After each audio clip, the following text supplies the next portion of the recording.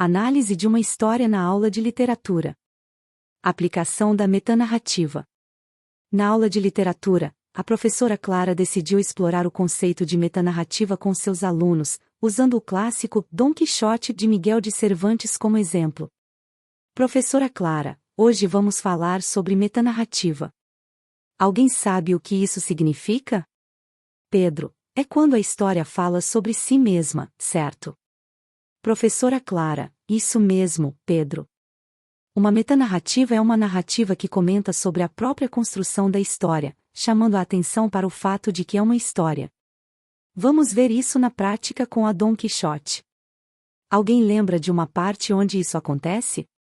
Maria, sim, há um momento em que o narrador discute a veracidade dos manuscritos que ele encontrou e nos quais a história de Dom Quixote é baseada. Professora Clara, exato, Maria. Cervantes faz o leitor consciente de que está lendo uma obra fictícia, questionando a autenticidade das fontes da própria história.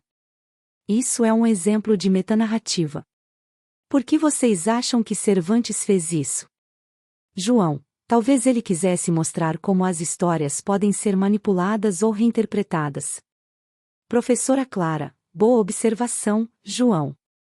Ao fazer isso, Cervantes não apenas conta uma história, mas também convida o leitor a refletir sobre a natureza da narrativa e da ficção. Ele questiona a confiança que depositamos nas histórias que ouvimos e lemos. Outro exemplo é como ele insere a figura do autor dentro do texto.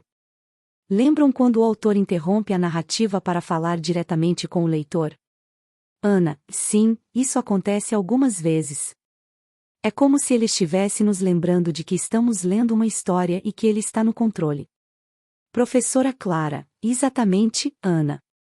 Isso nos faz pensar sobre o papel do autor e do leitor na criação e interpretação da história. A metanarrativa, então, nos ajuda a entender que as histórias são construções e nos convida a pensar criticamente sobre elas. Vocês conseguem pensar em outros livros ou filmes que fazem algo semelhante? Lucas, acho que o filme A Rosa Púrpura do Cairo, de Woody Allen, faz isso quando o personagem sai da tela do cinema e interage com o público. Professora Clara, excelente exemplo, Lucas. A metanarrativa é uma ferramenta poderosa para explorar a relação entre a realidade e a ficção, e nos desafia a pensar sobre como e por que contamos histórias.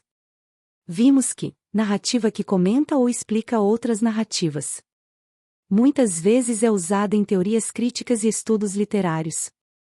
Por Júlio Belfort. Formação em Letras pela Univesp. Canal 1000 inscritas, um jeito fácil de aprender. Obrigado.